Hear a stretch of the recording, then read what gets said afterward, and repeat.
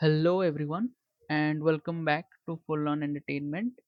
Today we are taking a deep dive into one of the most notoriously tricky problem types on the SAT math section, that is a rational radical equation with multiple variables. Take a look at this problem right here. In the given equation, C is a positive constant. Which of the following is one of the solutions to the given equation? And the equation that has been given is x square divided by square root of x square minus c square equal to c square divided by square root of x square minus c square plus 39. Now when most students see this on a test day, two things may happen. First is panic sets in because of all the fractions and radicals and constants mixed together in the equation, and they immediately fall into a classic algebra trap. That is, they try to brute force this equation. You might be tempted to multiply everything out, square both sides right away to get rid of the square root, and then try to isolate c in terms of x. But if you do that, you are going to end up with a massive polynomial mess that burns through at least 4 or 5 minutes of your examination time. And in case of any test, especially SAT, time is everything. So before we even start writing down the steps, let's take a deep breath and look at the answer choices and figure out how to do this quicker. So we have four options in total. First is minus c, then minus c square minus 39 square, minus square root of 39 square minus c square, and minus square root of c square plus 39 square. Let us look closely at the structure of this equation. Notice that we have two fractions, x square divided by square root of x square minus c square on the left, and c square divided by square root of x square minus c square on the right. What do you notice about them? They have the exact same denominator, that is root over of x square minus c square. Whenever you see matching denominators in an equation, your first instinct should always be to bring those terms together on the same side. Let us subtract the fraction c square divided by square root of x square minus c square from both the sides.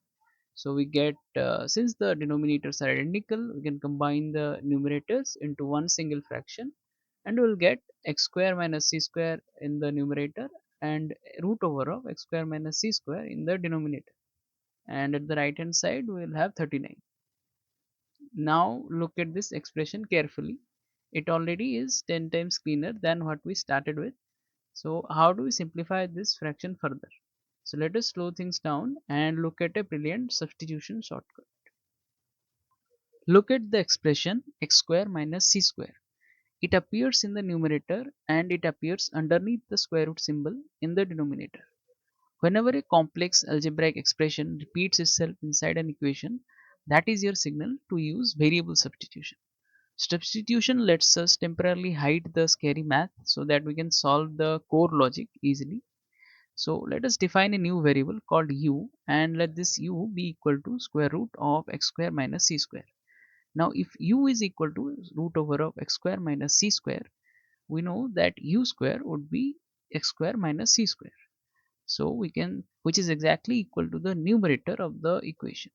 So let us substitute our fraction by replacing the numerator with u square, and we can replace the denominator with u. So now our equation has become u square divided by u equal to 39. Now think about how incredible that is. The giant terrifying radical expression now has reduced into a basic algebra expression. Now since we have u square by u on the left hand side, we can just simply write it as u, and our equation becomes u equal to 39. Just like that, half of the problem is solved. Now here there is a thing to note, that here we are able to divide by u because u is equal to root over of x square minus c square, and we have that term in both the fractions of our original equation. So we are sure that it cannot be 0, because if it had been 0, then the original equation would be invalid. So that is why it is safe to divide by u here. Now that we know that u equal to 39, we cannot stop here because the original question asked us to solve for x, not for u. So let us substitute our original expression back in for u. So u was equal to square root of x square minus c square. So you can write square root of x square minus c square equals 39. Now we have a straightforward equation to isolate x, and we can square both the sides or eliminate the radicals. So to eliminate the square root, we square both the sides and we get x square minus c square on the left hand side and 39 square on the right hand side. Now we can just add c square to both the sides and isolate x square. So we get x square equal to c square plus 39 square, and now we take the square root of both the sides and we get x equal to plus minus square root of c square plus 39 square. Remember that whenever you take the square root to solve an equation, you must include both the positive and negative roots.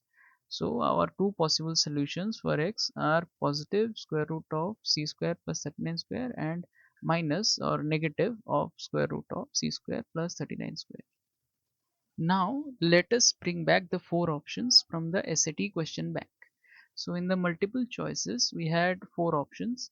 Option A was minus C, option B minus C square minus 39 square, option C minus square root of 39 square minus C square, and option D minus square root of C square plus 39 square. If we compare our solution, which was x equal to plus minus root over of c square plus 39 square, with the options, then you can clearly see that the negative root matches option D. So option D is the correct answer. Notice how using substitution completely eliminated the need for tedious expanding, factoring, or any messy quadratic formulas. Recognizing patterns like these, like matching denominators and repeating terms, is the key to mastering these type of math problems. If this video helped you understand substitution better, smash that like button, leave a comment if you have any questions, and don't forget to subscribe to Full On Entertainment for more step-by-step math breakdowns. Thank you for watching. Work smart, and I'll see you in the next one.